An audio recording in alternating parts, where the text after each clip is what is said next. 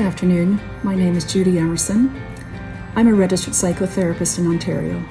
And it truly is an honor this afternoon to come to you, partner with Pastor Steve and Pastor Trevor, and support you and answer your questions or inquiries about the days and times we live in. And truly they are troubled times that we live in, and uncertain days as well. So it is my honor to come alongside you over the next few weeks and months, and as the days ahead, to provide support and answer your questions about issues, concerns, fears, and anxieties that you may have.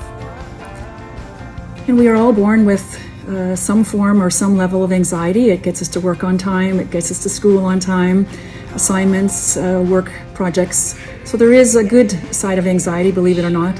And but then it's when the anxiety starts to take over and control us, when it becomes a problem.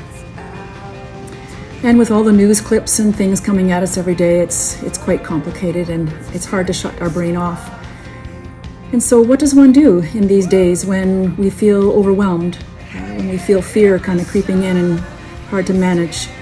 So it's really important to look at some things. And if we look at anxiety, some people have episodes of it and it goes away. Others are burdened with anxiety on a daily basis.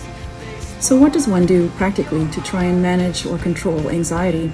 It really is about grounding yourself in the present, distracting your mind to stay off the future. And if we think about anxiety, it's all future focused, and asking the question, what if? What if I lose my job? What if I can't feed my family? What if I can't keep my home or continue to pay the bills? Can we control the future? We absolutely cannot. And as the Bible says, worry does not add one day to our lives. So some practical tips today on our first encounter and adventure together would be to focus on the present, what you do have. I often recommend to my clients to use grounding tools, using their 5 senses to bring them back into the current moment. What do you see? What do you hear? What do you smell? What do you touch and taste? So things like that to bring you back into the future, into the present from the future. So these are some practical tools. Breathing is paramount in this. To slow your breathing down, I call it the 7-11 rule. So breathe in through your nose for 7 seconds and then out for 11. Nice, slow, deep breaths. And what this does, it brings oxygen to your body and it slows your brain down, believe it or not. So exercise is also very good. So these are some practical tools right now that I wanted to give you on our first connection.